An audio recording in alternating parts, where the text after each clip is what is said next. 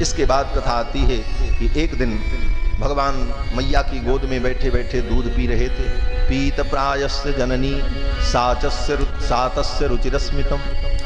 दूध पीते पीते ठाकुर जी मुस्कुराने लगे। मैया ने लाला का मुख देखा, तब तक ठाकुर ने जम्हाई ली।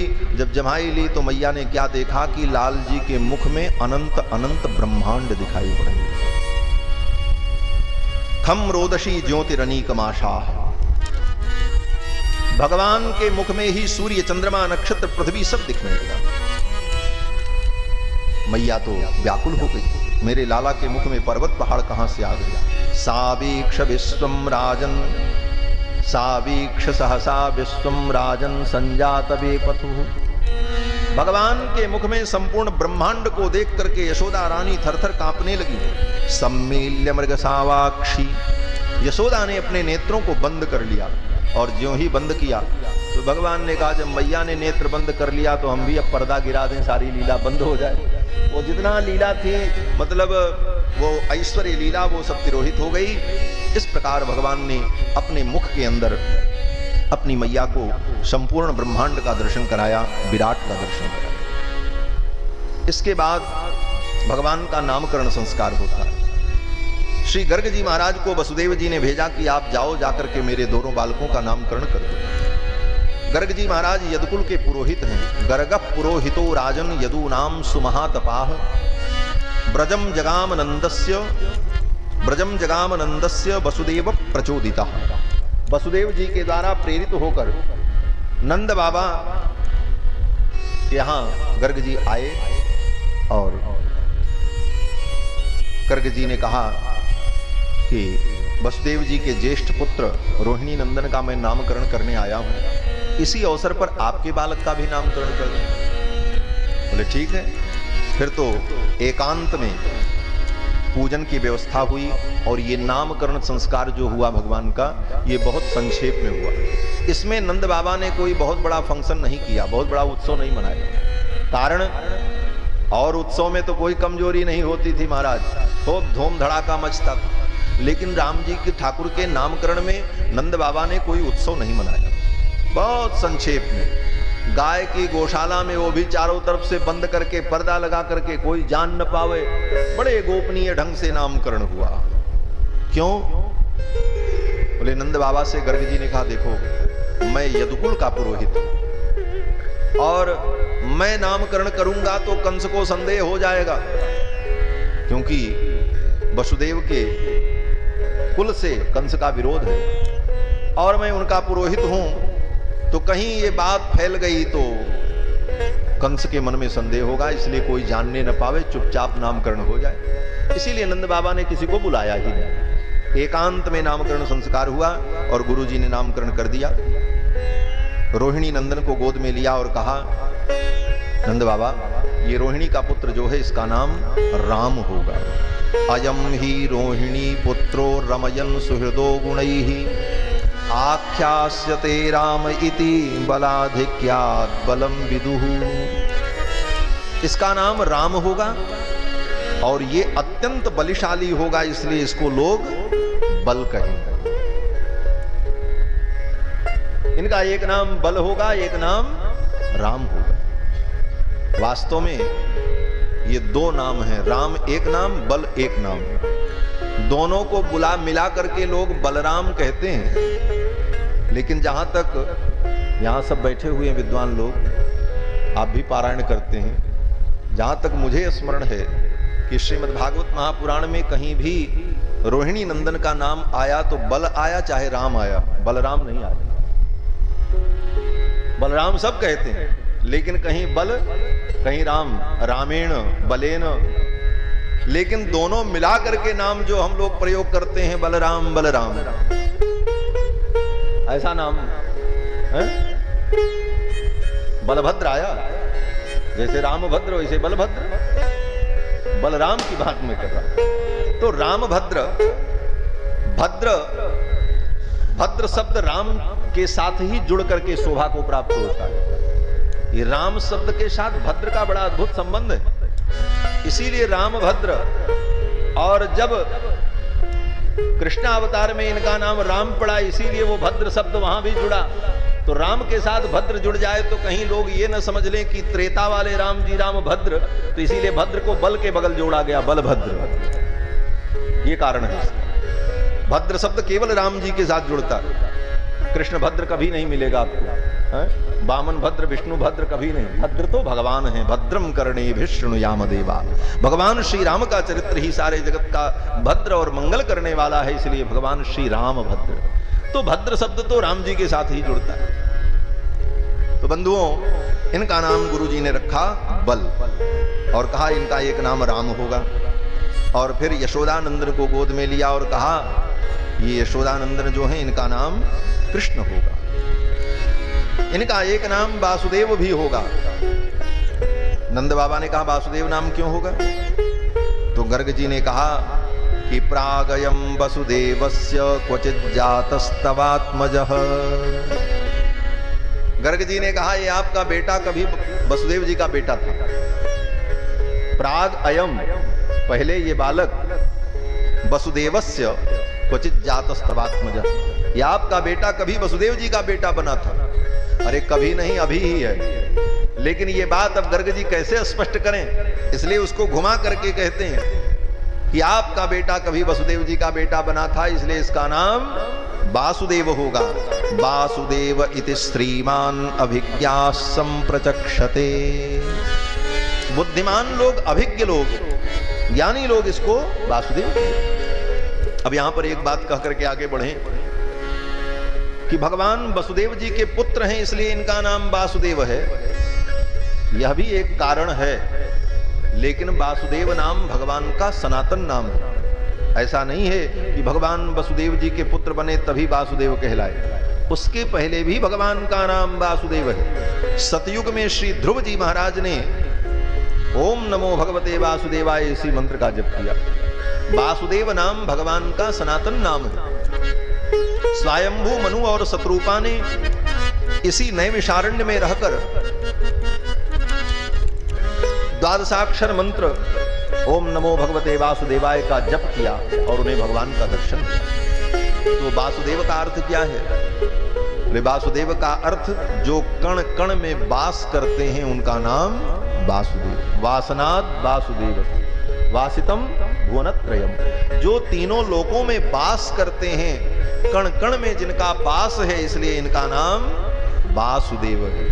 और यही वासुदेव शब्द की व्याख्या गोस्वामी तुलसीदास जी ने की।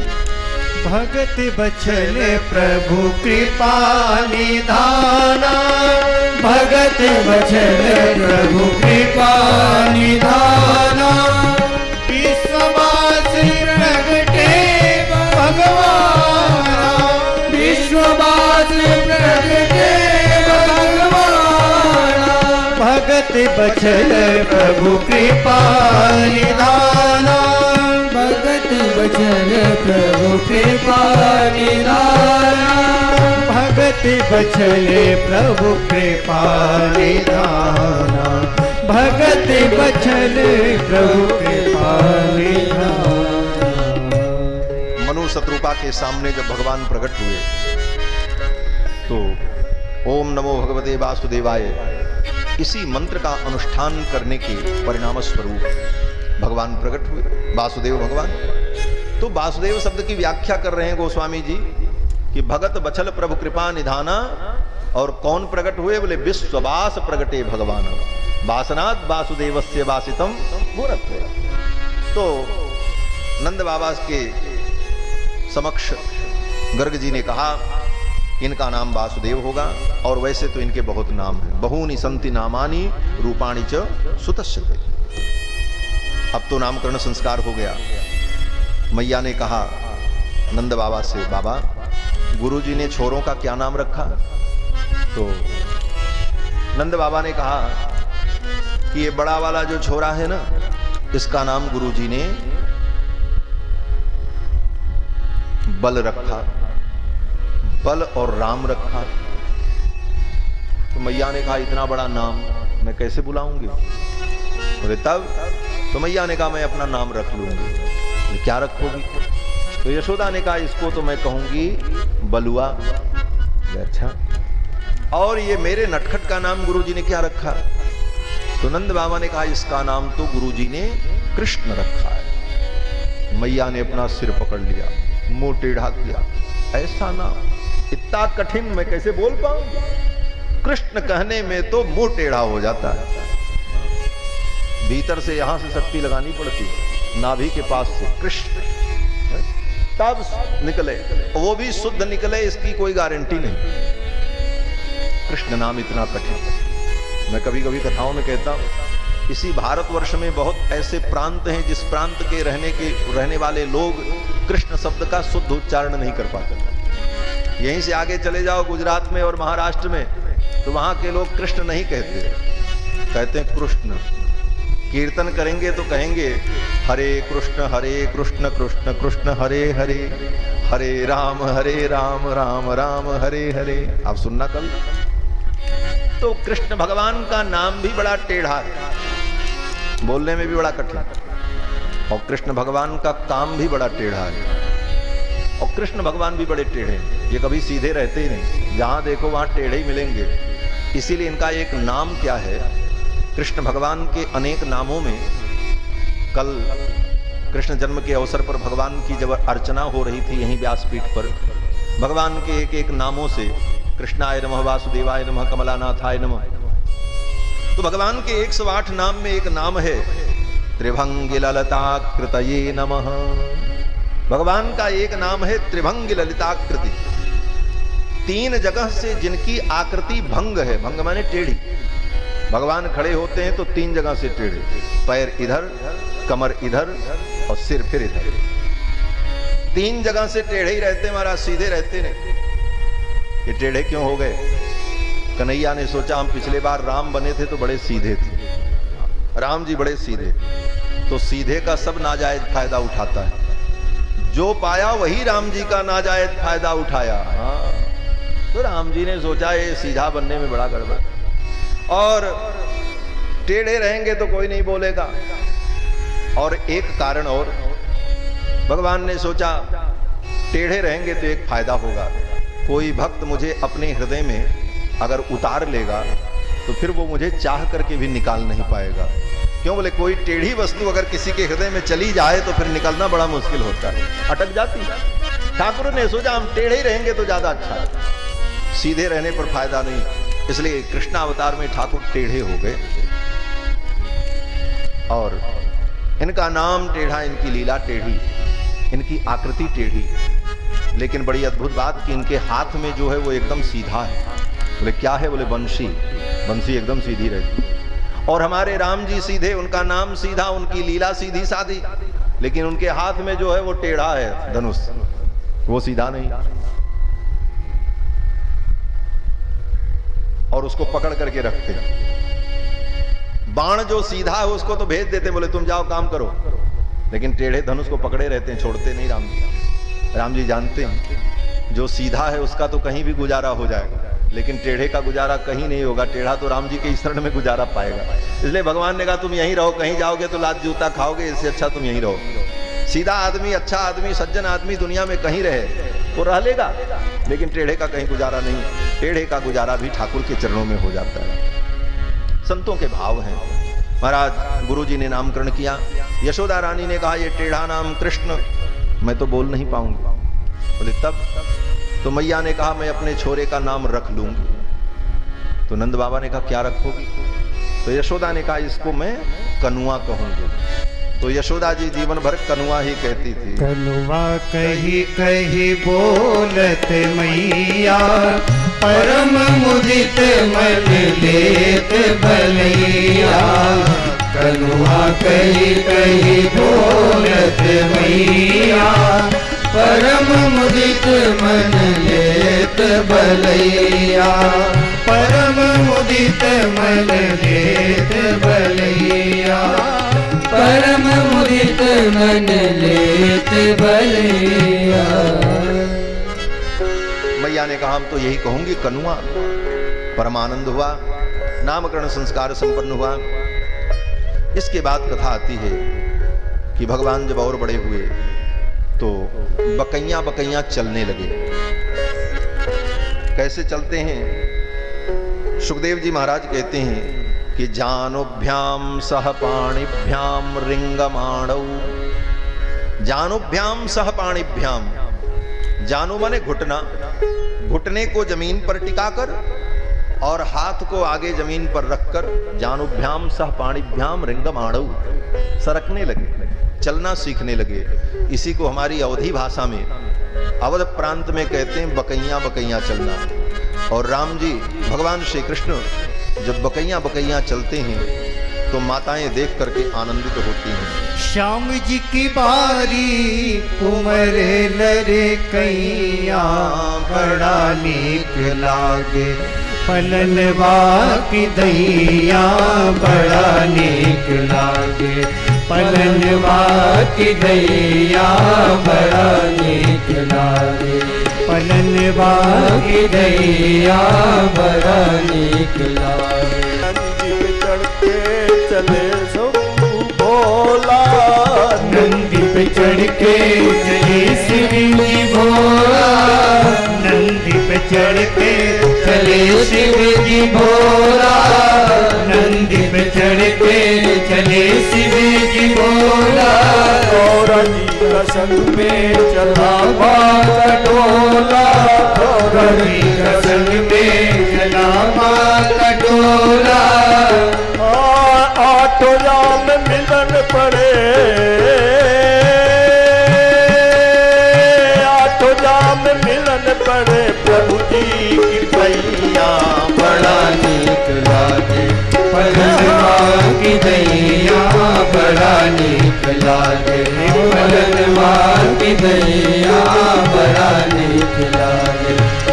श्याम जी की बारी, हाँ श्याम जी की बारी उमरे लरे कैया, बड़ा नीक लागे पलनवा की दैया, बड़ा नीक लागे पलनवा की दैया, बड़ा नीक लागे पलनवा की दैया, बड़ा नीक लागे पलनवा की दैया, बड़ा नीक लागे। बोलो श्री बाल कृष्ण लाल की जय, जय श्री राधे श्याम। भगवान बकैया बकैया चलने लगे, जानुभ्याम सह पाणिभ्याम रिंगमाणौ, और चलकर गायों के गोष्ठ में चले जाते। गायों के गोष्ठ में जब जाते तो गाय के गोमूत्र और गोबर से उनका अंग प्रत्यंग सिक्त हो जाता, कपड़े खराब हो जाते। तो मैया देखती, तन्मातरौ निज सुतौ घृणया स्रुवन्त्यौ, पंकांगरागरुचिरा उपगुह्य दोर्भ्याम। दौड़ करके यशोदा और रोहिणी कृष्ण बलराम को उठा लेती और नारायण को मनाती, नारायण तेने बड़ी कृपा की।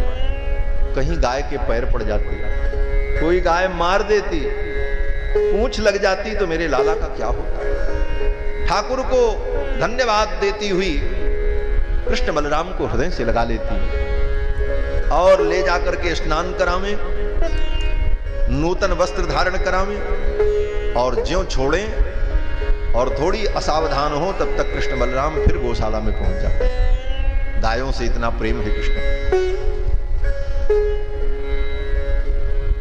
और सारे वस्त्र को, श्रृंगार को गाय के गोबर गोमूत्र में सिक्त कर लेते। मैया बार बार ला करके स्नान कराते हैं।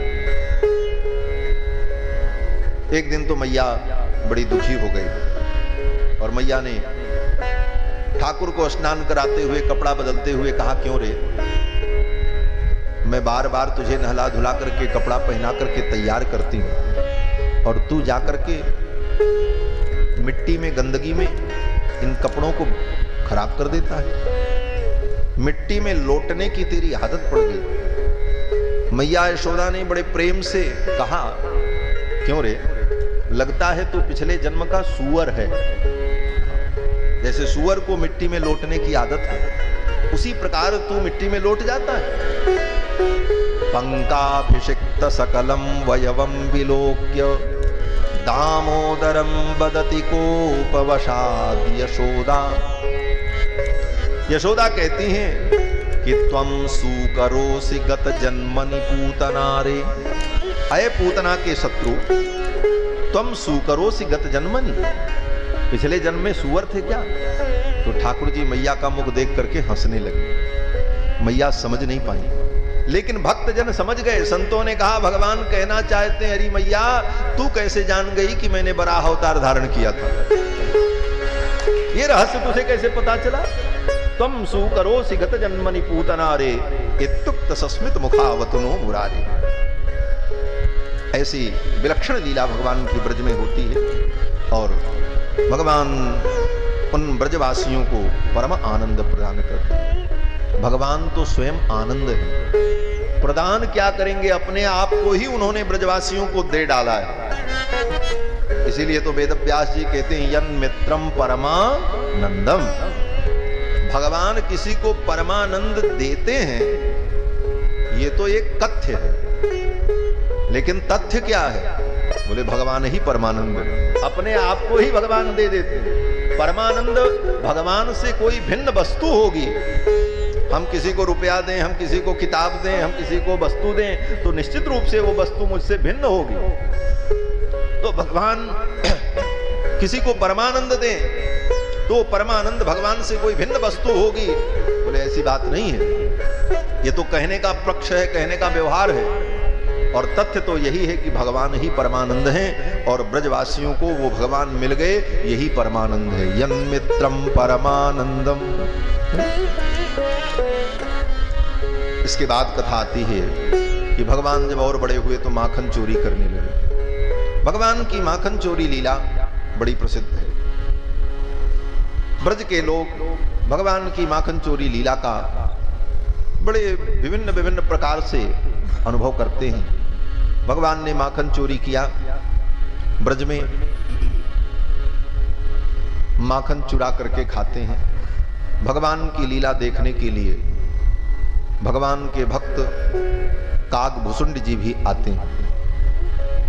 श्री रामावतार में राम जी की लीला देखने के लिए भी काकभुसुंड जी आते हैं, और कृष्णावतार में भी काकभुसुंड जी भगवान की लीला देखने के लिए आते हैं। लेकिन दोनों में अंतर क्या है? बोले राम जी चोरी नहीं करते, राम जी तो प्रेम से भोग लगाते हैं, इनको जबरदस्ती खिलाना पड़ता है फिर भी खाने को तैयार नहीं होते। भोजन करत बोल जब राजा, नहीं आवत तजबाल समाजा। और किसी प्रकार लेकर के आवे, बैठा करके भोजन करावे तो भोजन में मन नहीं लगता, भाग जाते। भोजन करत चपल चित इत उत अवसर पाई, और भाज चले किलकत मुख दधि ओदन लपटाई। और कृष्णावतार में बोले इनको खुद चोरी करके खाना पड़ता है। यहाँ तो खिलाओ तो खाने को तैयार नहीं रघुनाथ जी, और कन्हैया बोले इनको स्वयं ढूंढना पड़ता, किसके घर में जाएं, कहाँ चोरी करें, क्या मिले खाने को। तो रामावतार में राम जी स्वयं भोजन करते और करने के बाद अपने भक्त काकभुसुंड को भोजन कराते। काकभुसुंड जी महाराज भगवान की लीला देखने के लिए आगे पीछे ही घूमते रहते। काकभुसुंड जी गरुड़ जी को बताते हैं कि लरिकाई जहां जहां फिरई तहां तहां संग उड़ाऊं। श्री रामावतार में ठाकुर जी बाल लीला करते हुए जहां जहां खेलते तो काकभुसुंड जी कौवे के रूप में फुदकते हुए उनके पीछे पीछे दौड़ते। लरिकाई जहां जहां फिरई तहां तहां संग उड़ाऊं। और खाते क्या? बोले भगवान की लीला में भाव विभोर रहने वाले काकभुसुंड के भोजन की चिंता भगवान को करनी पड़ती। और राम जी क्या करते? बोले राम जी स्वयं भोजन लेकर के आवे और जूठा गिरा दें आंगन में, कहीं मालपुआ गिरा दें, कहीं पूड़ी का टुकड़ा गिरा दें, कहीं भात गिरा दें, ला करके छींट दें आंगन में, तो वही काकभुसुंड जी चुन करके खा लेते। जूठन पड़े अजिर मह सोई उठाई करी खाऊं। जो जूठन गिरे वही उठा करके खा लेते। लेकिन वृंदावन में बोले वृंदावन के ठाकुर तो खुद ही जूठन खा रहे हैं। ब्रजवासी कहते हैं ना, भगवान कहते हैं भैया दुनिया में हम कहीं जाएं तो लोग हमको कहते हैं ब्रह्मांड नायक, अखिल कोटि ब्रह्मांड नायक, सर्वेश्वर परमात्मा। और ब्रजवासी क्या कहते हैं? बोले ब्रजवासी हंसुक मनसुख श्रीदामा सब कहते हैं सारो जूठन खवैया, यही कहते हैं सारो जूठन खवैया। ये ब्रज की प्रेम की गाली। ब्रजवासी कहते हैं सारो जूठन खवैया, कब को ब्रह्मांड गुरु बन गो। ये कब से ब्रह्मांड गुरु बन गया, ब्रह्मांड नायक बन गया। तो ब्रजवासी तो ठाकुर को यही कहते हैं। तो वृंदावन के ठाकुर तो ऐसे स्वयं जूठन खा। तो काकभुसुंड जी को भोजन कहाँ मिले? जब भगवान को अपने ठिकाना नहीं चोरी करके खाना है तो अपने भगत को कहां से खिलावें? तो भगत ने कहा हमको भी अपना सिद्धांत बदलना पड़ेगा। जब भगवान ने बदल दिया तो हम भी बदलें। जब भगवान चोर तो भक्त भी चोर। तो काकभुसुंड ने कहा हमको भी चोरी और झीना झपटी करना पड़ेगा, तभी खाने को मिलेगा, नहीं तो भूखों मर जाएंगे। तो वृंदावन में काकभुसुंड जी क्या करते हैं? बोले भगवान जब रोटी लेकर के मालपुआ लेकर के खाते रहे तो काकभुसुंड जी आते हो भगवान के हाथ से ही छीन करके भाग गए। काग को भाग कहा कहिए, हरि हाथ सो ले गयो माखन रोटी। भगवान के हाथ से माखन छीन करके काकभुसुंड को भागना पड़ता है। यही ब्रज की लीला और अवध की लीला में रस भेद है, भाव भेद है। परमानंद होता। भगवान वृंदावन में माखन चोरी की लीला करते और माखन चोरी लीला के माध्यम से ब्रजवासियों को, गोपियों को परम आनंद प्रदान करते। एक दिन मैया ने कहा कन्हैया ये तू माखन चोरी करता है, बड़ी शिकायत होती है। गोपियां आकर के शिकायत करती मैया से कि मैया तेरे लाला ने मेरे घर में घुसकर आज ये उत्पात किया। तो सुनते सुनते माँ यशोदा थक गई। तो एक दिन कन्हैया को पकड़ा और कहा च्योरेदारी के तू चोरी करता? ठाकुर जी ने कहा ना ना मैं चोरी नहीं करता। बोले सखियां कहती हैं, गोपियां कहती हैं। तो भगवान ने कहा ये सब सखियां झूठ बोलती। तो मैया को थोड़ा अच्छा नहीं लगा। बोले ये तो बड़ा ढीठ हो गया है। भगवान ने कहा ये सब झूठ बोलती। तो मैया ने कहा हाँ सब झूठ बोलती हैं पूरी गांव की, और तू बड़ा सत्यनारायण है। तो भगवान ने कहा हाँ हम ही सत्यनारायण हैं। मैया ने कहा तू बड़ा सत्यनारायण है, बाकी सब झूठ बोलते। तो भगवान ने कहा हम ही सत्यनारायण हैं। सही बात है, भगवान ही सत्यनारायण। भगवान जो बोलेंगे वही सत्य होगा, क्योंकि वो सत्यनारायण है। सत्यव्रतम सत्य परम त्रिसत्यम सत्यस्य योनिम निहितम च सत्ये सत्यस्य सत्यम मृत सत्य नेत्रम सत्यात्मकम त्वाम शरणम प्रपन्नाः। देवताओं ने जो स्तुति की, सत्य के भी सत्य भगवान है। सत्यस्य सत्यम, तो भगवान तो कुछ भी कहें वही सत्य है। तो भगवान ने कहा हम चोरी नहीं करते। मैया ने कहा ये गोपियां शिकायत करती हैं। तो भगवान ने कहा मैया ये शिकायत तो करती हैं, लेकिन मैंने इनकी शिकायत आज तक नहीं की। ये क्या करती हैं ये तो तुमने नहीं सुना। मैया ने कहा ये क्या करती हैं? तो भगवान कहते हैं मैं किसी के घर में चोरी वोरी करने नहीं जाता हूँ। ये गोपियां मुझे स्वयं अपने घर में बुलाती हैं और फिर मुझे माखन खिलाती हैं और फिर मुझे कितना परेशान करती हैं, और ऊपर से मेरी ही शिकायत आकर के करती। तो मैया ने कहा ये तुझे बुलाती हैं? बोले हाँ मुझे अपने घर में बुलाती हैं, तब मैं इनके घर जाता हूं। तो मैया ने कहा कैसे बुलाती हैं? तो सखी भगवान ने कहा मैया जब मैं अपने घर से चलता हूं तो ये अपने दरवाजे पर पहले से तैयार बैठी रहती हैं, कन्हैया आने वाले हैं। और ज्यों ही मैं पहुंचता हूं तो दूर से इशारा करती कन्हैया आ जाओ। अब मुझे जाना पड़ता है। भगवान कहते हैं कि मैया जब मैं घर से चलूं बुलावे ग्वालिन घर में मोए। मैया जब मैं घर से चलूं बुलावे ग्वालिन घर में मोए। मैया जब मैं घर से चलूं बुलावे ग्वालिन घर में मोए। मैया जब मैं घर से चलूं बुलावे ग्वालिन घर में मोए। अचक हाथ को झालो देखे, अचक हाथ को झालो देखे। मीठी बोले देवर कहके, मीठी बोले देवर कहके। निधरक है जाय साकर देखे, निधरक है जाय साकर देखे। झपट उतार मेरी कांचनी मुरली ले दक्षिणा झपट उतार मेरी कांचनी मुरली ले दक्षिणा मैं बालक यादी करी मेरो कछु न बसा मैं बालक यादी करी मेरो कछु न बसा आप नाचे मोह नचाए कहा सुनाऊं तो मैया जब मैं घर से चलूं बुलावे बालिन घर में हो मैया जब मैं घर से चलूं बुलावे बालिन घर में हो मैया जब मैं घर से चलूं बुलावे बालिन घर में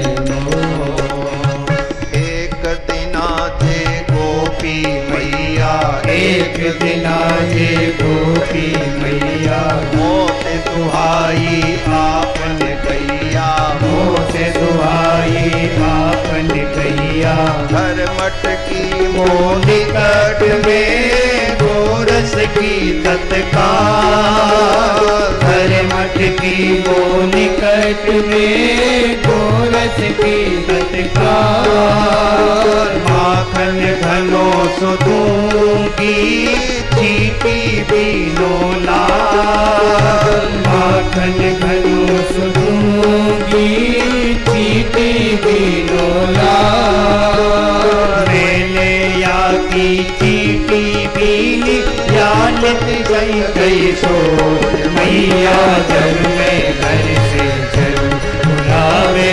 बालिन घर में हो मैया जब मैं घर से चलूं बुलावे बालिन घर में हो मैया जब मैं घर से चलूं बुलावे बालिन घर में हो मैया जब मैं घर से चलूं बुलावे बालिन घर में हो भगवान कहते मैया मैं घर से चलता हूँ तो ये बुलाती है, मुझसे कितने काम करवाती, अपनी गाय दोहला ले, गाय दोहना हो तो बोले कन्हैया मेरी गाय दो तो मैं इसकी गाय दोहता, इससे कोई सामान न उठे तो कन्हैया जरा उठा दो।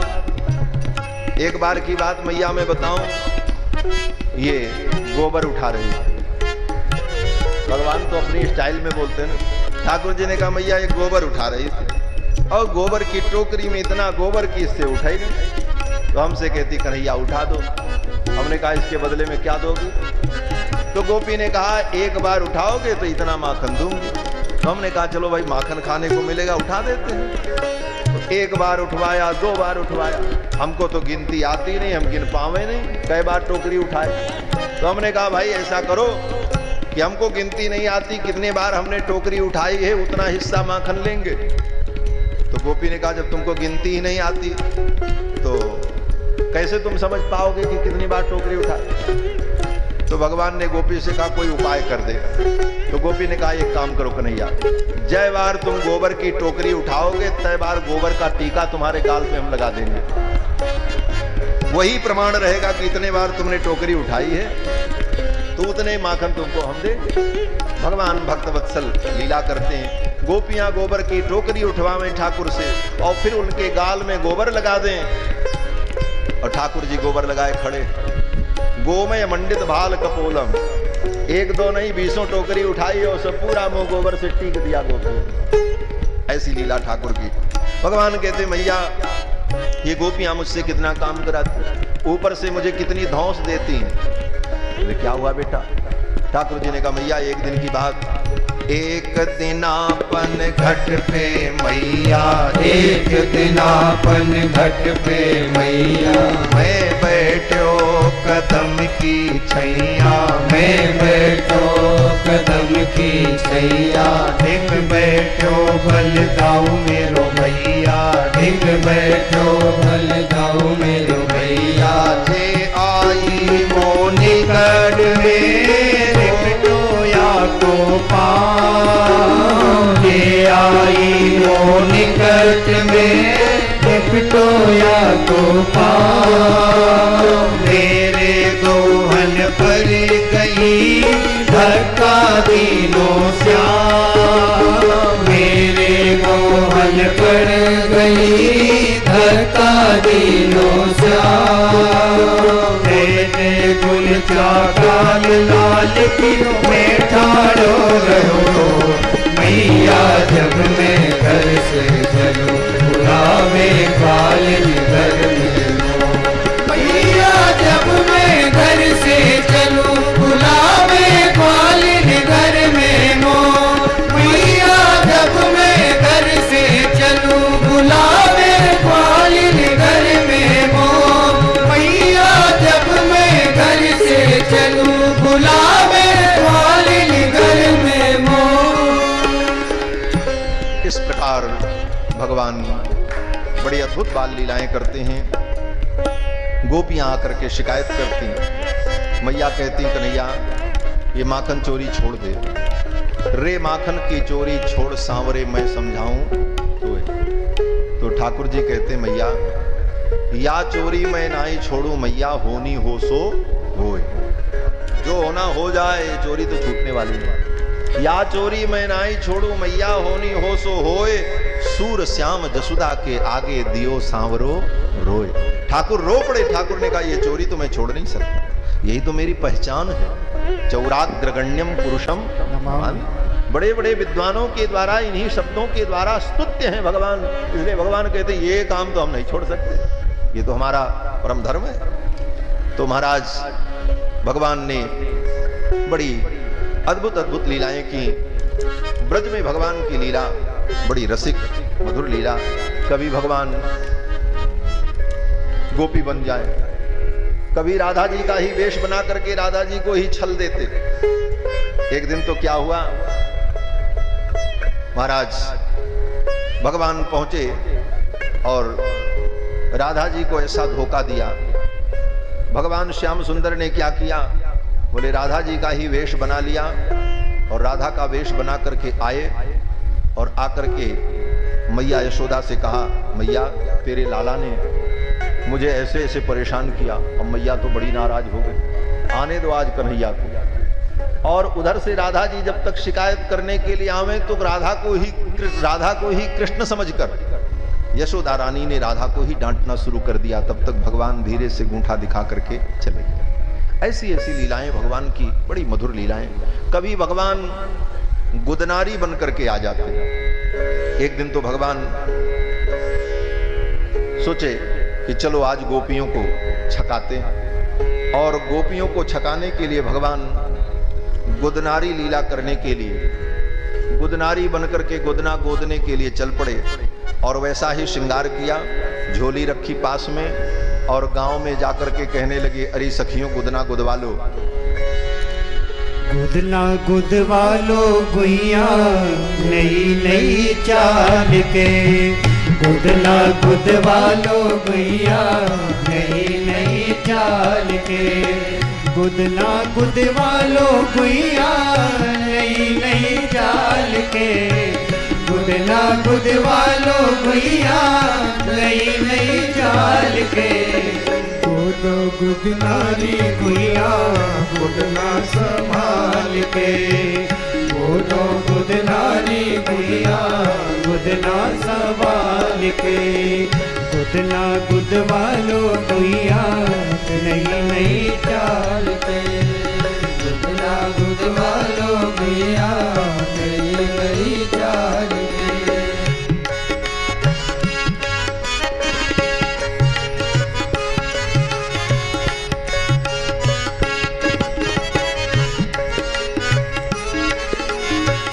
गुदना गुदवा लो गुइया नई चाल के, गुदना गुदवा लो गुइया नई नई चाल के, नई नई चाल के, नई नई चाल के।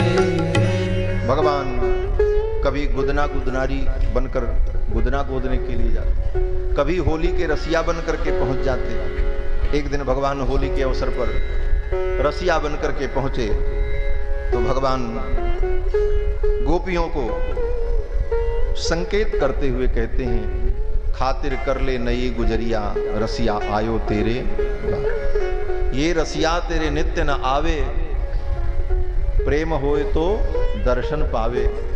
कर मेहमानी ले चल भीतर समय न बारम बार। खातिर कर ले नई गुजरिया रसिया आयो तेरे द्वार। भगवान रसिया बन करके आ गए, बोलिए।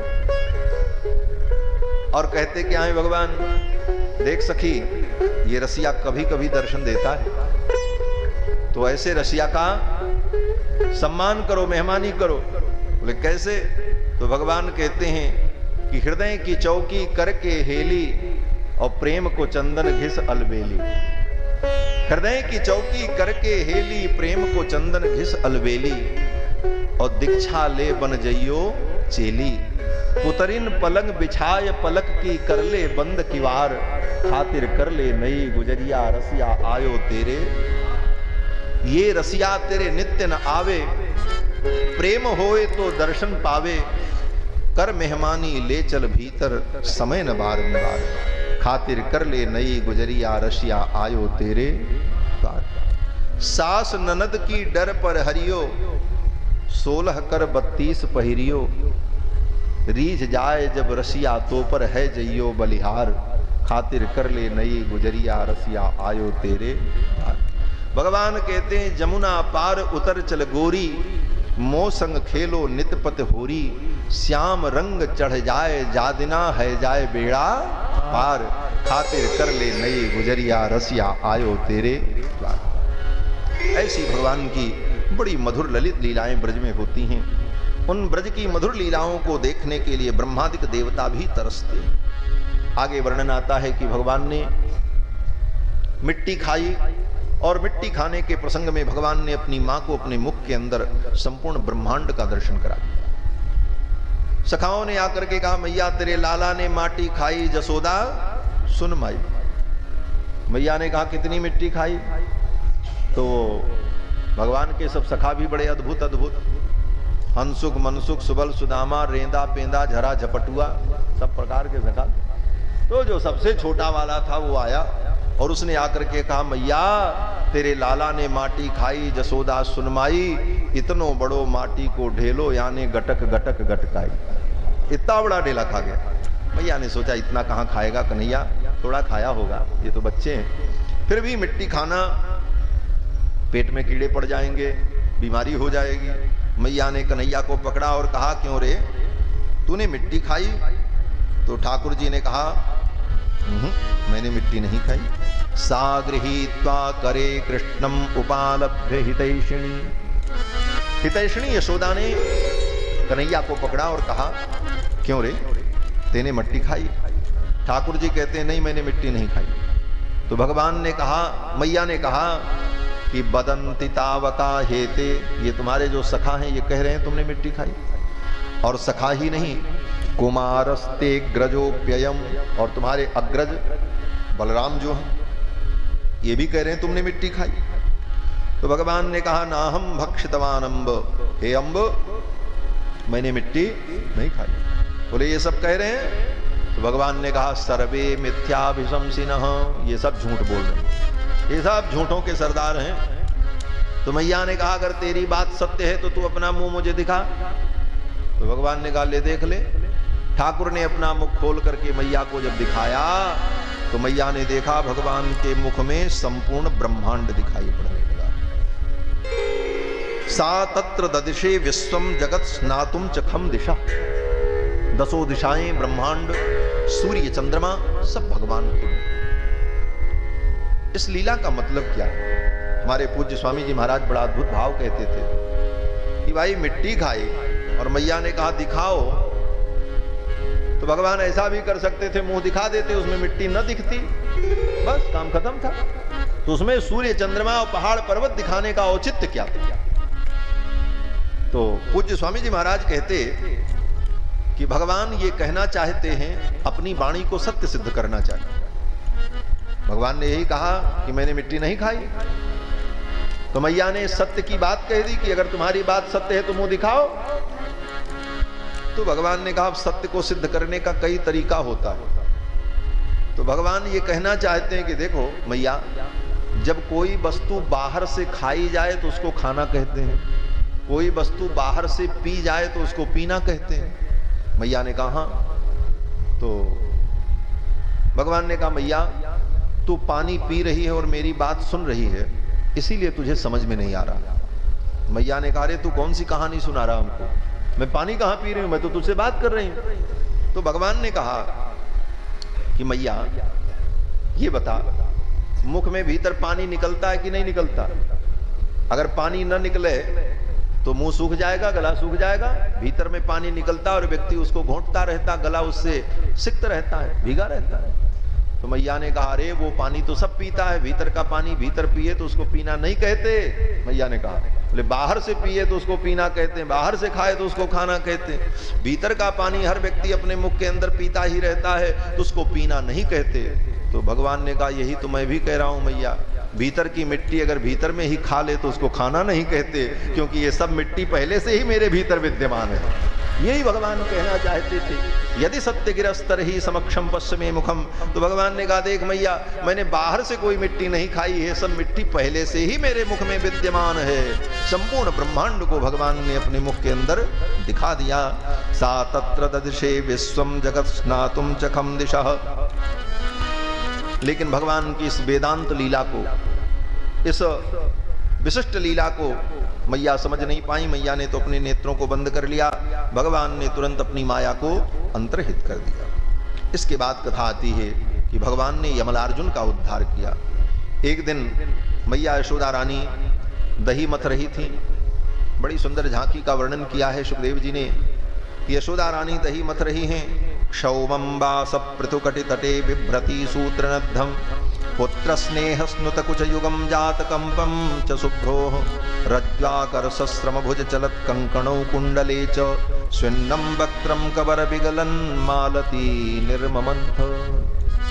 एक सोने की चौकी पर यशोदा रानी बैठी है, सामने दही की मटकी, उसमें 50 किलो दही होगा, और रेशम की डोर लगाकर मथानी को चला रही है। प्रातः काल की वेला है, पक्षी चूं चूं कर रहे हैं, पक्षियों का कूजन सुनाई पड़ रहा है। और उसी समय गोप लोग गाय दुह रहे हैं। गाय दुहते समय दोह पात्र में जब गाय की दूध की धार गिरती है तो घर घर की जो आवाज होती है वह भी एक क्रमबद्ध चलती है। जैसे ताल होती है, तबले की ताल, मृदंग की ताल, उसमें समय का एक निर्धारित अंतराल होता है। ज्यादा अंतराल हो जाए तो ताल बिगड़ जाएगी। उसी प्रकार उसी ताल में वो दोहन चल रहा। पक्षी पूजन कर रहे हैं। सुबह का वातावरण, प्रातः काल का। कन्हैया अभी बिस्तर पर सोए। मैया ने सोचा जब तक कन्हैया की नींद खुले तब तक मैं दही मत लूं, नहीं तो कन्हैया उठ जाएगा तो फिर ये कार्य मैं नहीं कर पाऊं। अब यशोदा रानी जब दही मतने लगी तो यशोदा रानी के कंगन जो थे वो बजने लगे, कानों के कुंडल हल्लोरित होने लगे, और रज्ज्वाकर शस्त्रम भुज चलत कंकणों कुंडले च। कंकण की ध्वनि, कुंडल की ध्वनि, और गोदोहन में जो गोप लोग गाय दोह रहे हैं उसकी ध्वनि, जो पक्षी कुहक रहे हैं, पूजित हो रहे हैं, उनकी ध्वनि, और दही मंथन में जो मथानी चल रही है घर घर घर, उसकी ध्वनि। ये सब एक लय में हो रहा है। और जब इस प्रकार लयबद्धता हुई, तालबद्धता हुई, तब यशोदा के मुख से गीत प्रकट हो गया। गीतम ताल लयाश्रय। आचार्य आनंदवर्धन अपने 10 रूपक ग्रंथ में कहते हैं कि संगीत क्या है? बोले तालम गीतम ताल लयाश्रय। ताल और लय के आश्रय में कहे हुए जो शब्द होते हैं वही गीत बन जाते हैं। गीत की यही परिभाषा है। अब यशोदा रानी भगवान श्री कृष्ण के चरित्र का चिंतन करती हैं और कृष्ण भगवान की लीलाओं का जब स्मरण करती हैं तो वो कृष्ण चरित्र ही गीत बनकर के प्रकट होने लगा। और पुत्र स्नेह के कारण भगवान की लीलाओं का गान करती हैं यशोदा, तो उनके हृदय में वात्सल्य उमड़ता है, और उस वात्सल्य का परिणाम कि यशोदा रानी के पयोधर से अपने आप दुग्ध निर्झरित होने लगती। सुखदेव जी कहते हैं कि पुत्र स्नेह स्नुत कुछ युगम यशोदा के कुछ युग्म से दुग्ध निर्झरित हो रहा है और स्विन्नम वक्त्रम कबर विगलन मालती निर्ममंथ। यशोदा ने अपनी वेणी में नितंब स्पर्शनी वेणी यशोदा रानी की, और उस वेणी में उन्होंने जो मल्लिका के पुष्प को गूंथ रखा है, जब यशोदा रानी दही मथने लगे तो वेणी भी हिले और वो फूल टूट करके गिरने लगे। सुखदेव जी कहते हैं स्विन्नम वक्त्रम कबल विगलन मालती निर्ममंथ। वो फूल टूट करके क्यों गिर रहे हैं? बोले यशोदा के इस भावमय स्नेहमय स्वरूप को देखकर, यशोदा के प्रेम को देखकर वे मालती के पुष्प भी सोच रहे हैं ऐसी कृष्ण प्रेयसी, कृष्ण के चरणों में अनुराग रखने वाली वात्सल्यमयी यशोदा के चरणों में मैं अपने आप को न्योछावर कर दूं, इसलिए मालती के पुष्प टूट करके यशोदा के चरणों का मानो वंदन कर रहे हैं। सुखदेव जी कहते हैं क्षौमंबास पृथुकटि तटे बिभ्रति सूत्रनद्धम पुत्र स्नेह स्नुत कुछ युगम जातकंपम च शुभ्रोः रज्ज्वाकर शस्त्रम भुज चलत कंकणो कुंडले च स्विन्नम वक्त्रम कबर विगलन मालती निर्ममंथ। अब मां के पयोधर से जब दुग्ध निर्झरित होने लगा, कंचुकी भीग गई और कंचुकी भीगने के बाद वो दुग्ध की धार कंचुकी को भी पार करके पृथ्वी पर टपकने लगा और मां यशोदा के पयोधर से दुग्ध जब पृथ्वी पर टपका टप, एक बूंद ऊपर से गिरे कितनी आवाज होगी? कोई आवाज नहीं होगी, बगल वाला भी नहीं सुन पाए, लेकिन कन्हैया ने सुन लिया। ठाकुर सो रहे थे, उनकी नींद खुल गई। क्यों? बोले अरे मां के दुग्ध पर तो मेरा एकाधिकार है और इसी दुग्ध का पान करने के लिए तो मैं बैकुंठ छोड़ करके आया। भगवान के पास कोई दूध की कमी थी? क्षीर सागर में ही भगवान का निवास है। क्षीर सागर मुत्सृज्य ह्यागतो मथुराम पुरीम, क्षीर सागर छोड़ करके भगवान आए। क्या दूध की कमी थी भगवान के पास? लेकिन मां के वात्सल्य का पान करने के लिए दूध क्या है? मां का दुग्ध ही वात्सल्य है। भगवान मां के दूध को पीने के लिए ही तो आए, तो भगवान सोचते हैं कि इस दुग्ध पर तो मेरा अधिकार है और ये व्यर्थ हो जाए, भूमि पर गिर जाए। ठाकुर दौड़ पड़े, उठे और दौड़ते हुए सीधे आए, मां को पकड़ लिया। मैया मुझे दूध पिलाओ, मुझे भूख लगी है। भगवान को भी भूख लगती है, प्यास लगती है। वेदांत तो कहता है कि जो भगवान का दर्शन कर ले, भगवान के चरणों में पहुंच जाए, उसकी भूख प्यास समाप्त हो जाती है। अजिगित्सः पिपासः सत्य काम सत्य संकल्प आविर्भूत गुणाष्टकः। वैसे भगवान को भी क्या भूख लगती? तो कहते हैं भगवान को भूख प्यास तो नहीं लगती, लेकिन भक्त की जब भावना होती है तो भगवान को भूख भी लगती है और प्यास भी लगती है। भगवान को भूख लग गई, ठाकुर ने कहा मुझे दूध पिलाओ। मैया ने कहा बस थोड़ी देर रुक जाओ, मैं माखन निकाल लूं, फिर मैं तुझे दूध पिलाती हूं। भगवान ने आकर के मथानी पकड़ ली। गृहीत्वा दधिमंथानम निषेधत प्रीतिमावहन। मथानी को पकड़ लिया, बोले मैया मुझे दूध पिला, नहीं तो मैं दही नहीं मथने दूंगा। कृष्ण के आग्रह को देख करके यशोदा रानी ने दही मथना बंद कर दिया, कन्हैया को दूध पिलाने लगे। तब तक यशोदा रानी को याद आया रसोई घर में मैंने दूध चूल्हे पर रखा था गर्म होने के लिए, वो तो जल गया होगा, गिर गया होगा। तुरंत मैया ने कन्हैया को गोद से उतार दिया और दौड़ती हुई रसोई घर की ओर गई। भगवान समझ नहीं पाए हुआ क्या, मैया ने दूध भी नहीं पिलाया और मुझे छोड़ करके चली गई। ठाकुर जी को मैया के ऊपर क्रोध आ गया, रोष आ गया। संजात कोपः स्फुरितारुणाधर। भगवान के अरुण अधर, भगवान के विद्रुम अरुणिमा विनिंदक अधर स्फुरित होने लगे, कांपने लगे फड़फड़ फड़फड़। जैसे क्रोध में व्यक्ति का ओंठ कांपता है, उसी प्रकार भगवान का भी ओंठ कांपने लगा। सुखदेव जी कहते हैं संजात कोप स्फुरितारुणाधर। भगवान के अधर स्फुरित होने लगे। अब भगवान किसको अपना क्रोध दिखावें? समदस्य दद्भिर्दधिमंथ भाजनम। अब मैया तो चली गई, अब क्रोध किसको दिखावें? तो एक एक परिस्थिति होती है जब व्यक्ति को क्रोध आवे और वो अपना क्रोध किसी पर व्यक्त न कर सके तो क्या करता है? बोले दो ही तरीका है, या तो अपना सिर फोड़ लो या सामने जो वस्तु दिखावे उसको फोड़ दो।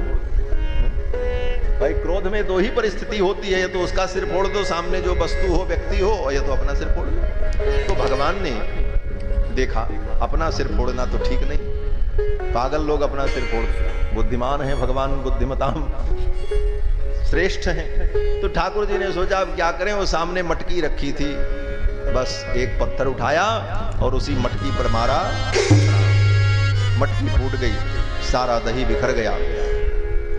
यशोदा रानी दौड़ पड़ी, क्या हुआ? आई तब तक भगवान भाग गए और दूर जाकर के भगवान बंदरों को माखन खिलाने लगे। इधर मैया ने देखा, मैया सब कुछ जान गई। फिर तो मैया ने कहा कन्हैया बहुत चंचल हो गया, अब इसे दंड देना पड़ेगा। और मैया ने कन्हैया को पकड़ा। पहले तो भगवान भागते रहे, यशोदा रानी पकड़ नहीं पा रही थी, फिर तो भगवान रुक गए, मैया ने पकड़ लिया, लेकर के आए, रस्सी लिया, बांध दिया। बड़ी लंबी कथा है, रस्सी छोटी पड़ जाए, दूसरी रस्सी जोड़ी। तदपि द्वयंगुलम न्यूनम संदधे न्यच्च गोपिका, एक के बाद एक रस्सी जोड़ने पर भी रस्सी 2 अंगुल कम पड़ जाए, भगवान बंधे नहीं। सारी रस्सी जोड़ जोड़ करके यशोदा जी थक गई, घर की सब रस्सी खत्म, भगवान बंधे नहीं। संत जन कहते हैं कि रस्सी क्या है? बोले रस्सी का एक नाम है गुण, और यशोदा गुण से भगवान को बांधना चाहती है। जो निर्गुण है वो गुण से कैसे बंधेंगे? और दूसरी बात, रस्सी को किसकी है? बोले यशोदा की। यशोदा अपनी रस्सी से, अपने घर की रस्सी से भगवान को बांधना चाहती। यशोदा जीव है और जीव अपने गुण से कभी भगवान को बांध नहीं सकता। क्यों? बोले भगवान तो अनंत गुण संपन्न है, अनंत गुण गण निलय को जीव अपने सीमित गुणों से कैसे बांध सकता है? जीव के सीमित गुण उस असीम परमात्मा को बांधने में समर्थ नहीं हो सकते, इसलिए रस्सियां छोटी पड़ गई। लेकिन अंत में उसी रस्सी से भगवान बंध जाते हैं, और यशोदा ने बांध दिया। भगवान का नाम भी पड़ गया दामोदर। क्यों बंधे? बोले बांधने का जो अभिमान था, वो अभिमान जब छूट गया तो भगवान बंध गए। भगवान किसी साधन से नहीं मिलते। जब तक साधनों को करते हुए साधन का अभिमान हमारे अंदर रहेगा, तब तक वो साधन भगवान को प्राप्त कराने में समर्थ नहीं। और साधन करते हुए भी साधन का अभिमान हमारे जीवन में नहीं होगा, तो उसी सीमित साधन से भगवान प्राप्त होगा। ये बड़ा सूक्ष्म अंतर है। तीर्थ करना, दान करना, यज्ञ करना, जप करना, पाठ करना, ध्यान करना, ये सब साधन है। लेकिन इन साधनों को अगर ये मानते रहोगे कि इसी से भगवान मिलेंगे, तब नहीं मिलेंगे। इन साधनों को करते रहो, लेकिन इसका अभिमान मत करो। ठाकुर से यही कहो, हे प्रभु मैं आपको प्राप्त नहीं कर सकता, मेरे साधन अल्प हैं और आप अनंत हैं। अल्प साधन से अनंत को कैसे साधा जा सकता है? साध्य और साधन में समानता होती, कार्य कारण में समानता होती, और जब कार्य कारण में साध्य साधन में समानता नहीं रहेगी तो सफलता कहां मिलेगी? तो ये भाव हो कि हमारे साधन सीमित हैं, आप असीम हो, मैं असमर्थ हूं, ऐसी स्थिति जब होती है तो भगवान स्वयं कृपा करके उस जीव को प्राप्त हो जाते हैं। यमे वैश वृणते तेन लभ्य।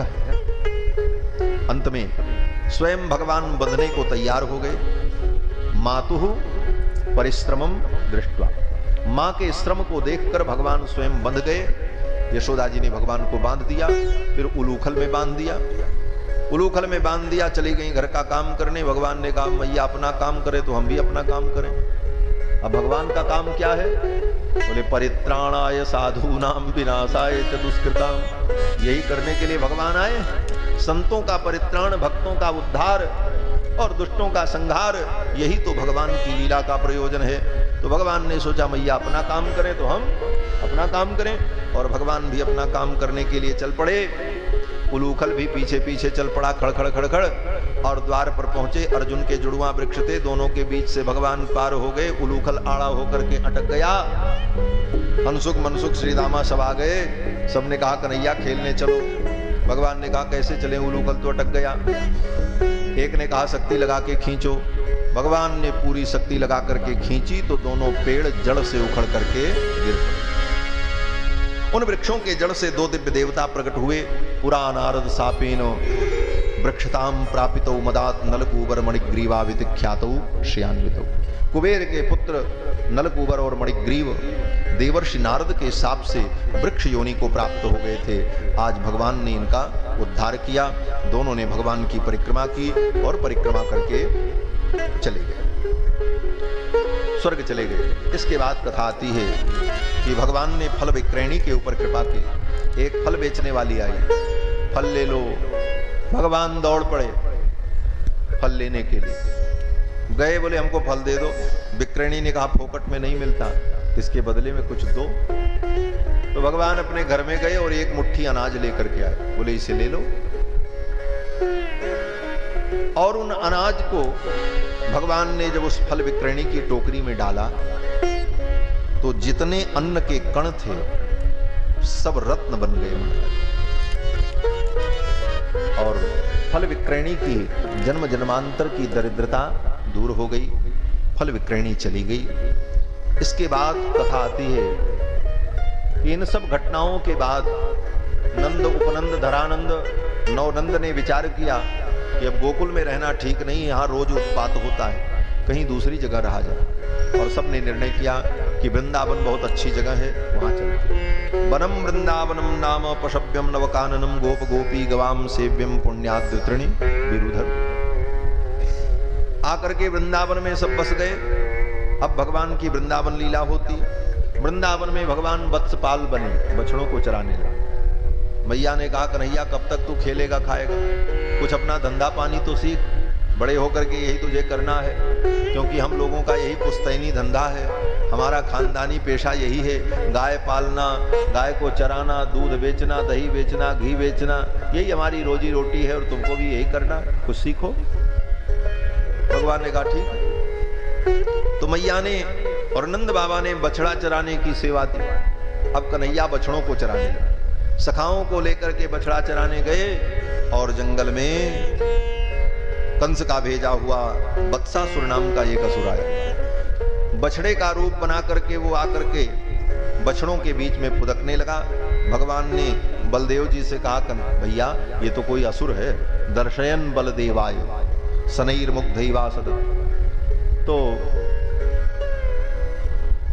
बलराम जी ने कहा निपटाओ इसे। फिर तो भगवान ने बत्सासुर के दोनों पिछले पैर को पकड़ा।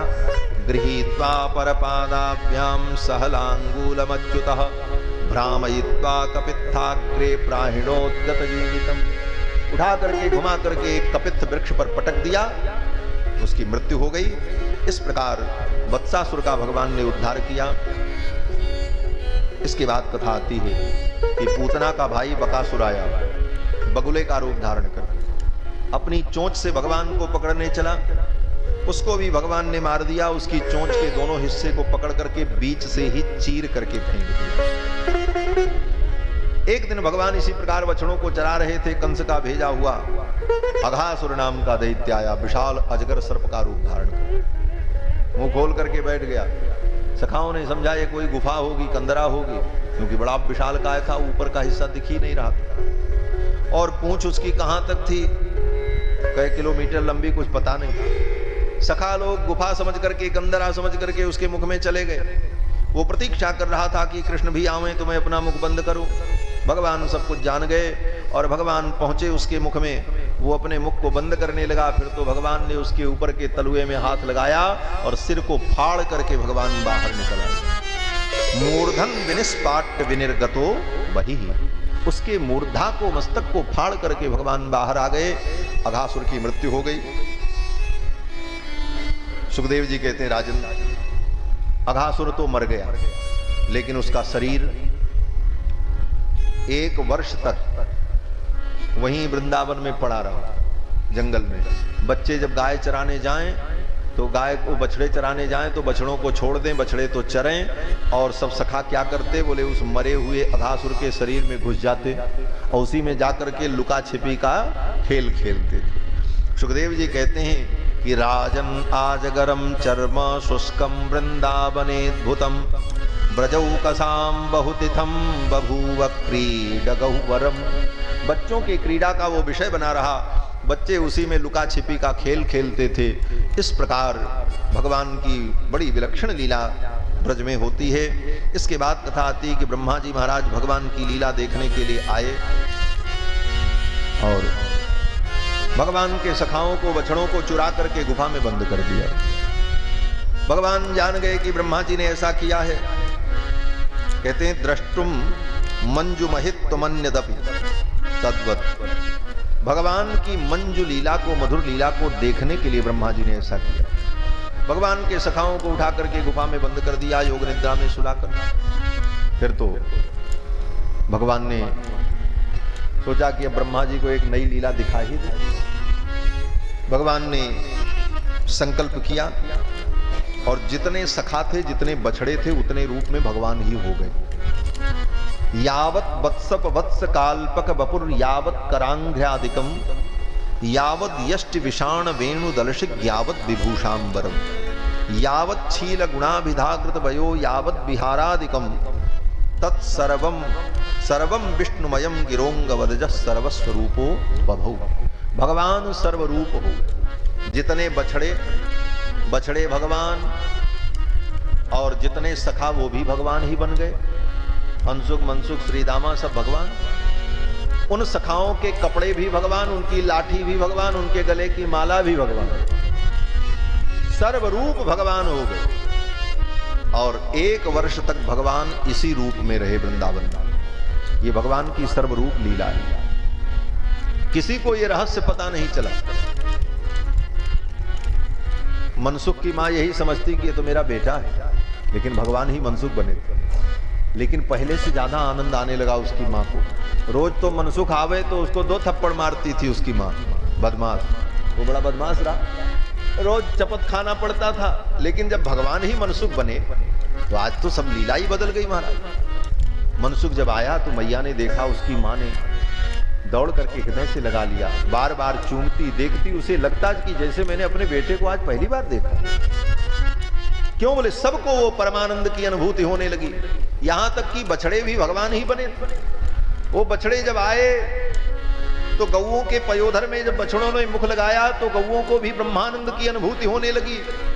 और गौएं चाट चाट करके अपने बछड़ों को ब्रह्मानंद की अनुभूति करती। बोल नहीं पाती, लेकिन उनको भी भगवान ने वो सुख दिया जो सुख यशोदा रानी को दिया। कारण बोले ब्रज की गोपियां, ब्रज की गायें यशोदा के सौभाग्य को देखकर कभी कभी ईर्ष्या करती रही। आपस में कहती थी कि कृष्ण मेरे पुत्र होते तो कितना अच्छा होता। भगवान श्री कृष्ण बाल कृष्ण लाल जब गायों के पास जाते तो गायें तो बोल नहीं पाती, लेकिन उन गायों के मन में होता कृष्ण मेरे बछड़ा होते, अपना मुख लगा करके मेरा दुग्ध पान करते तो मुझे कितना सुख होता।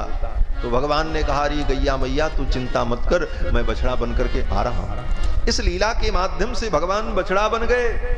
इस लीला के माध्यम से भगवान हंसुक बन गए, मनसुख बन गए, श्रीदामा बन गए। वृंदावन में जितने सखा सब भगवान। अब उन समस्त माताओं को भगवान ने परम आनंद प्रदान किया। बाद में ब्रह्मा जी को जब पता चला, ब्रह्मा जी आए, देखे। ब्रह्मा जी ने सोचा, अरे इनको तो मैंने गुफा में बंद किया था, ये सब वृंदावन में घूम रहे। ब्रह्मा जी ने कहा, ये गए कैसे? चले देखें। जाकर के ब्रह्मा ने देखा तो सब गुफा में सो रहे थे, ठीक वैसे ही। अब ब्रह्मा जी सोचने लगे, इसमें असली कौन है, नकली कौन है? असली मनसुख कौन, नकली मनसुख कौन? असली को तो ब्रह्मा जी ने बंद किया। अब ब्रह्मा जी संपूर्ण सृष्टि को उत्पन्न करने वाले, उन बछड़ों को भी ब्रह्मा जी ने ही बनाया, उन सखाओं को भी ब्रह्मा ने ही बनाया है। लेकिन स्वयं ब्रह्मा जी निर्णय नहीं कर पा रहे हैं कि इन दोनों में हमारा कौन, किसकी सृष्टि मैंने की है। भगवान ने ऐसा स्वरूप प्रकट किया था। अंत में ब्रह्मा की 4 खोपड़ी काम करना बंद कर दी। ब्रह्मा जी व्याकुल हो गए। भगवान के ऐश्वर्य और वैभव को देखकर आकर के चरणों में गिर करके ब्रह्मा जी ने प्रार्थना की है और प्रार्थना करके ब्रह्मा जी ने स्तुति करके भगवान से क्षमा मांगी। भगवान ब्रह्मा जी को कुछ बोले नहीं, डांटा भी नहीं, कुछ नहीं बोले। ब्रह्मा जी स्तुति करके भगवान की परिक्रमा करके चले गए। इत्यभिष्टूय भूमानम त्रिः परिक्रम्य पादयो, 3 बार परिक्रमा करके नत्वाभीष्टम जगद्धाता सुधाम प्रत्यपद्यत, भगवान की परिक्रमा करके ब्रह्मा जी अपने धाम चले गए। इस प्रकार भगवान ने ब्रह्मा जी के मोह को दूर किया।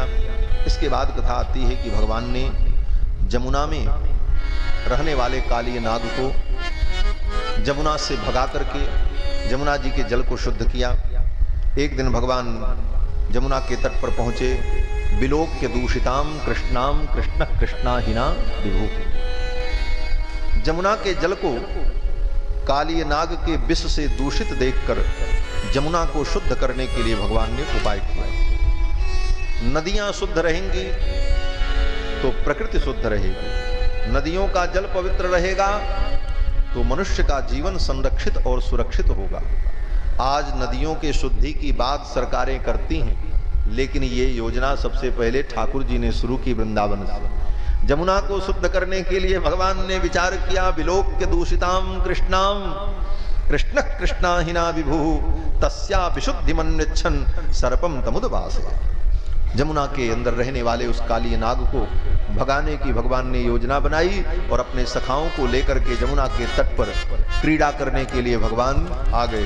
काली दह पे खेलन आयो री मेरो बारो सो कन्हैया, काली दह पे खेलन आयो री मेरो बारो सो कन्हैया, मेरो बारो सो कन्हैया, मेरो बारो सो कन्हैया, मेरो बारो सो कन्हैया, मेरो बारो सो कन्हैया, काली दह पे खेलन आयो री मेरो बारो सो कन्हैया, काली दह पे खेलन आयो री मेरो बारो सो कन्हैया, बाल बाल सब सखा संग में, बाल बाल सब सखा संग हर गेंद को खेल रचायो री मेरो बारो सो कन्हैया, हर गेंद को खेल रचायो री मेरो बारो सो कन्हैया,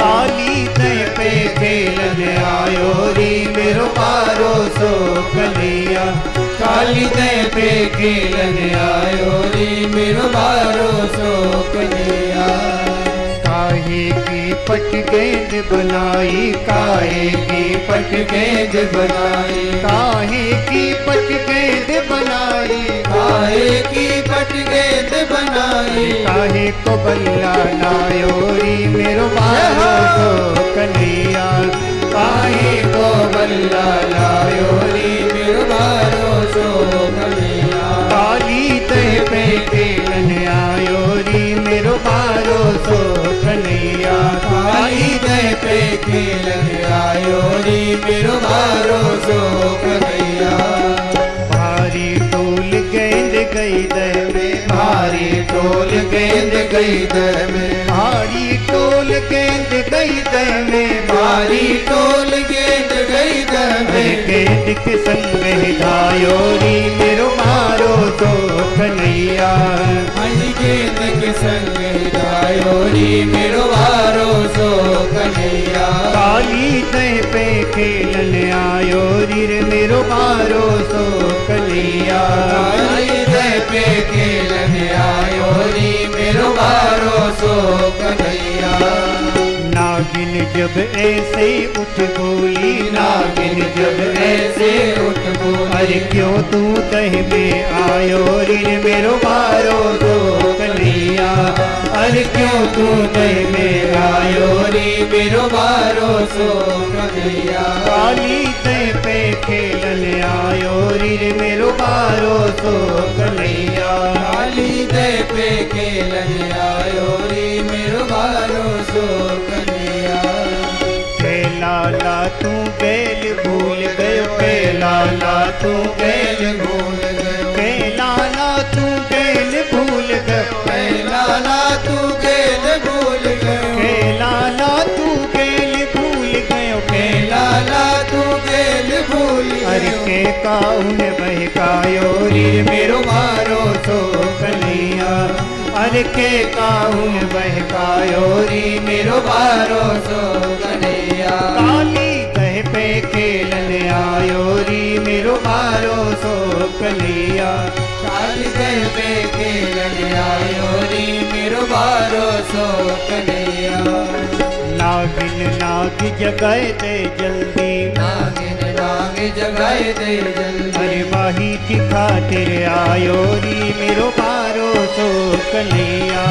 माही की खातिर आयो री मेरो बारो सो कन्हैया। काली कह पे खेलन आयो री मेरो बारो सो कन्हैया। काली कह पे खेलन आयो री मेरो बारो सो कन्हैया।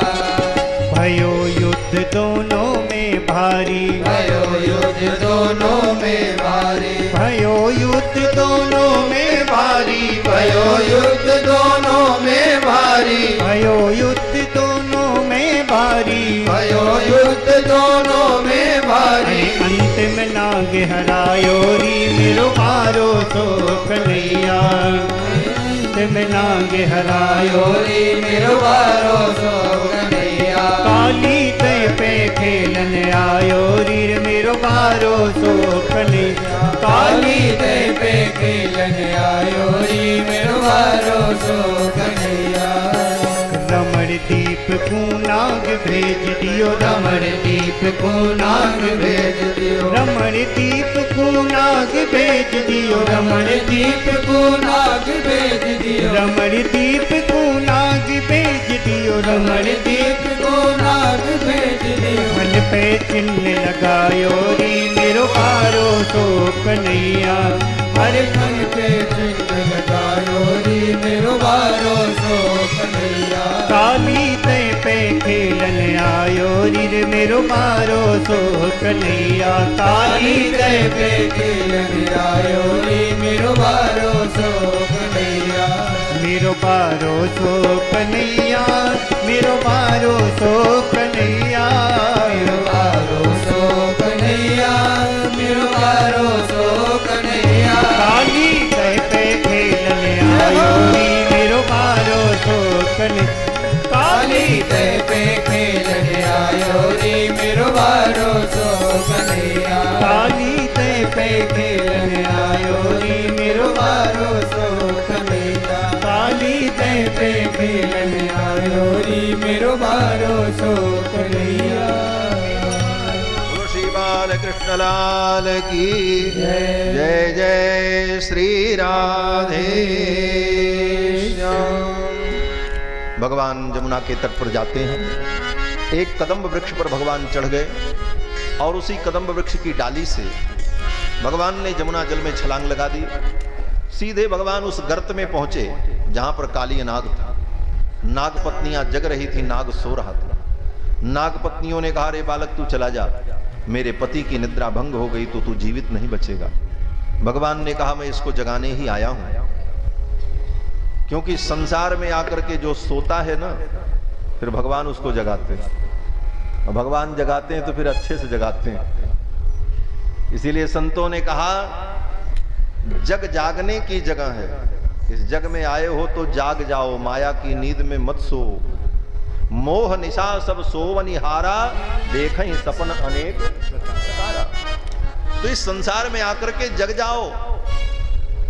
जग जागने की जगह है, सोने के लिए तो मौत ही काफी है। जिस दिन मौत आ जाएगी फिर तो सो ही जाओगे, लेकिन दुनिया में आकर के जग जाओ। और जागना क्या है? बोले मोह की निद्रा से हम जग जाएं। भगवान ने कहा, इसको तो मैं जगाने ही आया हूं। नागपत्नियों ने कहा, तुम जानते नहीं हो, इनके 100 फण हैं, एक एक फण में भयंकर विष की ज्वाला है। भगवान ने कहा, जा जा, 100 फण हैं, 1000 फण वाले सांप का तो मैं बिस्तर बना करके सो जाता हूं, ये 100 फण वाला मेरा क्या करेगा? ऐसा कहते हुए भगवान ने एक लात मारी, काली नाग को फनफना करके दौड़ा।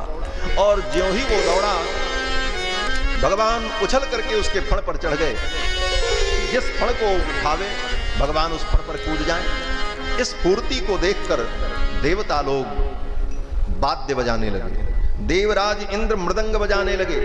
और उस मृदंग के थाप पर भगवान काली नाग के फण पर तांडव नृत्य करने लगे महाराज। तांडव गति मुंडन पर नाचत बनमाली, तांडव गति मुंडन पर नाचत बनमाली, तांडव गति मुंडन पर नाचत बनमाली, तांडव गति मुंडन पर नाचत बनमाली। पम पम पम पद पटकत पम पम पम पद पटकत पम पम पम फनन ऊपर पम पम पम फनन ऊपर। बिम बिम बिम बिनती करत बिम बिम बिम बिनती करत नाग बधुवाली, तांडव गति मुंडन पर नाचत बनवाली, तांडव गति मुंडन पर नाचत बनवाली, तांडव गति मुंडन पर तांडव गति मुंडन पर तांडव गति मुंडन पर नाचत बनवाली। तांडव गति मुंडन पर नाचत बनमाली। श्री सुखदेव जी महाराज कहते हैं तच्चित्र तांडव विरुग्न फणात पत्रो रक्तम मुखैरुरबमन नपभग्न गात्र स्मृत्वा चराचर गुरुम पुरुषम पुराणम नारायणम तमरणम मनसा जगाम। काली नाग ने भगवान की शरणागति कर ली तो भगवान ने क्षमा कर दिया और कहा तुम समुद्र में चले जाओ। भुजंग प्रयातम दुतम सागराय, सागर के लिए प्रस्थान करो। भगवान की आज्ञा मान करके काली नाग सपरिवार समुद्र में चला गया और फिर वहां से रमणक द्वीप चला गया। यमुना जी का जल शुद्ध हो गया। इसके बाद कथा आती है भगवान गोचारण करने लगे। गाय चराते हुए भगवान जब बंशी बजाते तो भगवान की वंशी की ध्वनि को सुनकर के गोपियों के हृदय में अनुराग उत्पन्न हो गया और गोपियां भगवान को प्रियतम के भाव से, कांत के भाव से देखने लगी। इस गीत का नाम वेणु गीत है। बड़ी विस्तृत कथा है, भावमयी, लेकिन समया भाव है। तो महाराज गोपियों के हृदय में भगवान ने वेणु वादन के माध्यम से स्नेह का संचार किया, प्रेम का संचार किया। गोपियां गोविंद को चाहने लगी और फिर गोपियों ने भगवान को पति रूप में प्राप्त करने के लिए कात्यायनी देवी का व्रत किया। हेमंत ऋतु के प्रथम महीने में 1 महीने का व्रत किया गोपियों ने। भगवान उनकी परीक्षा लेने के लिए जाते हैं और वस्त्र चुराते हैं।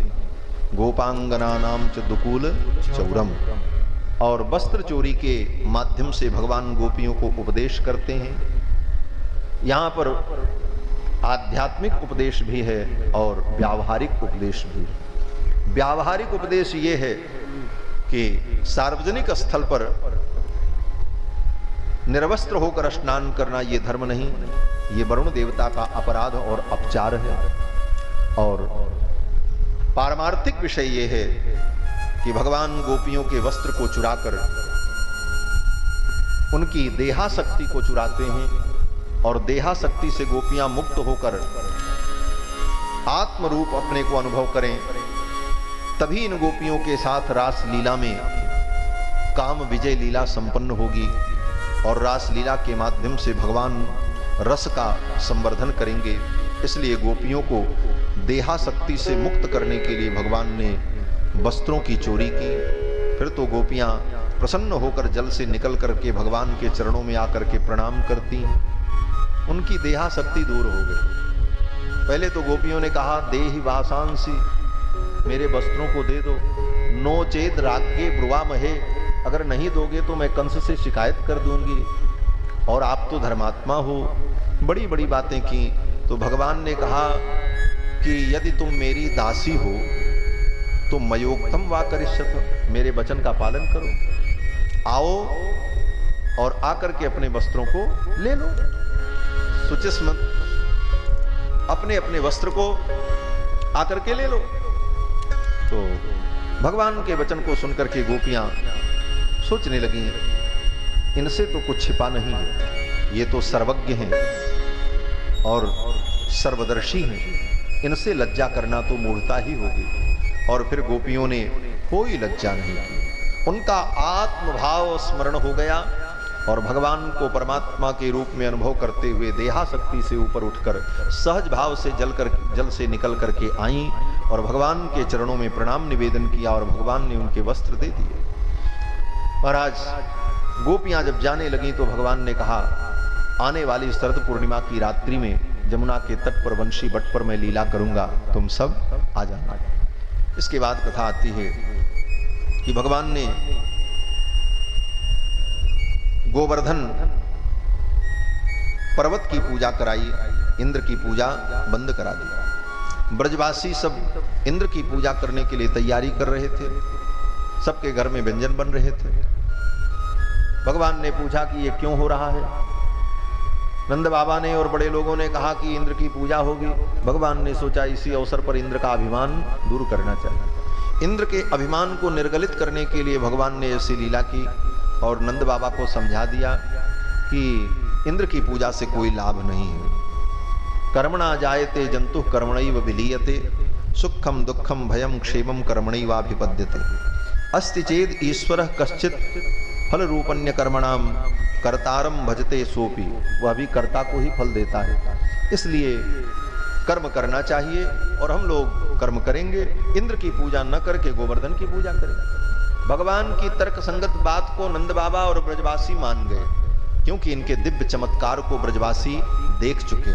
अनेक घटनाएं ऐसी हुई कि अब ब्रजवासियों को धीरे धीरे ये अनुभव होने लगा कि ये बालक विलक्षण बालक, भले ये हमारे बीच में हमारे कुल में उत्पन्न हुआ, खेलता है, बातें करता है, हमारे बीच में रहता है, लेकिन ये साधारण नहीं। और गर्ग जी महाराज ने जब नामकरण किया था तो गर्ग जी ने धीरे से संकेत कर दिया था नंद बाबा को, हे नंद बाबा, ये आपका जो बालक है नारायण समो गुणी है, ये आपका बालक भगवान नारायण के समान है। इसकी बड़ी विलक्षण लीलाएं होंगी, इसके जीवन में बड़ी बड़ी अद्भुत घटनाएं होंगी, इसलिए उन घटनाओं को देख करके तुम विस्मित मत होना और विचलित मत होना, क्योंकि ये बालक चमत्कारी और विलक्षण है।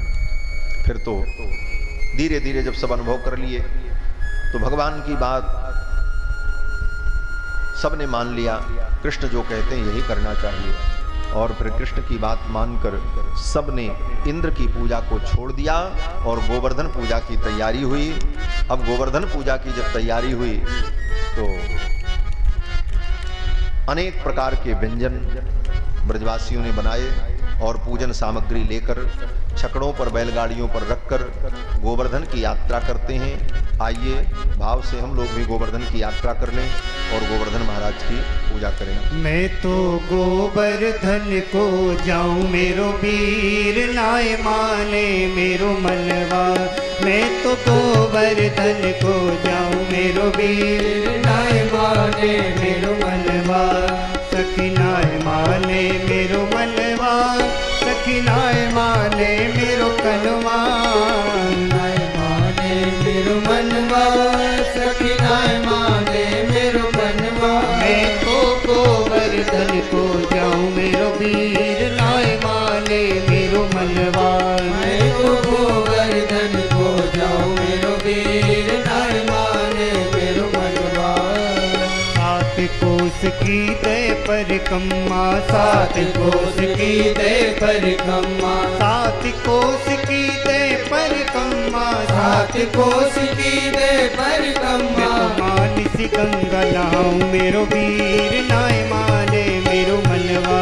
मैं तो मानसी गंगा नहाऊं मेरो वीर नाय माने मेरो मनवा। मैं तो गोवर्धन को जाऊं मेरो वीर नाय माने मेरो मनवा। गोवर्धन को जाऊं मेरो वीर नाय माने मेरो मनवा। सात शेर की करूं कड़ैया, सात शेर की करूं कड़ैया, सात शेर की करूं कड़ैया, सात शेर की करूं कड़ैया। तो 56 भोग बनाऊं मेरो वीर नाय माने मेरो मनवा। मैं तो 56 भोग बनाऊं मेरो वीर नाय माने मेरो मनवा।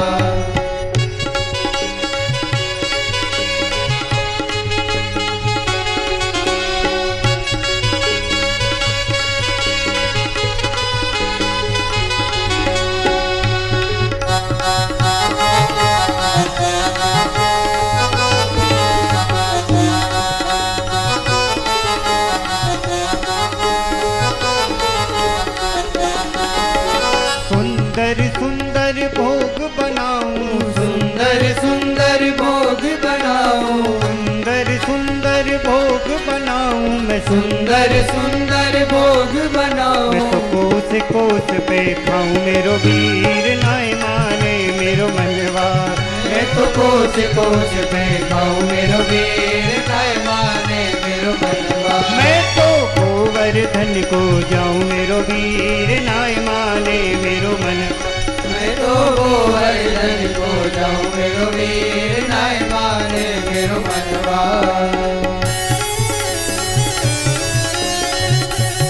जय हो।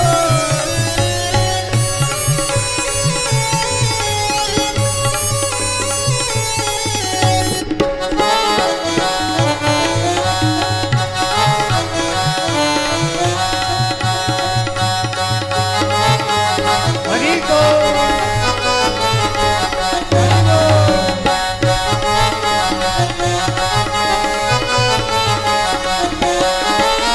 चकलेश्वर के दर्शन करके, चकलेश्वर के दर्शन करके, चकलेश्वर के दर्शन करके, चकलेश्वर के दर्शन करके, मैं तो पावन न्योति जमाऊं मेरो वीर नाय माने मेरो मनवा। मैं तो पावन न्योति जमाऊं मेरो वीर नाय माने मेरो मनवा। मैं तो गोवर्धन को जाऊं मेरो वीर नाय माने मेरो मनवा। मैं तो तो गोवर्धन को जाऊं मेरो वीर नाय माने मेरो मनवा।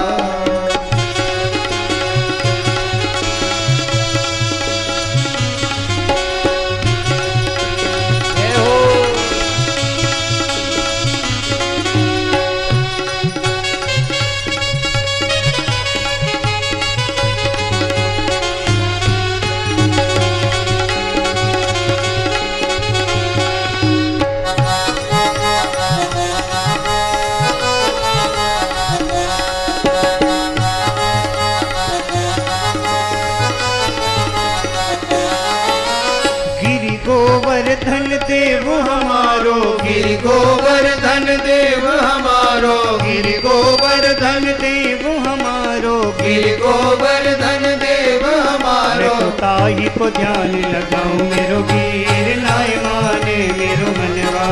मैं तो ताई को ध्यान लगाऊं मेरो वीर नाय माने मेरो मनवा। मैं तो गोवर्धन को जाऊं मेरो वीर नाय माने मेरो मनवा। तो गोवर्धन को जाऊं मेरो वीर नाय माने मेरो मनवा।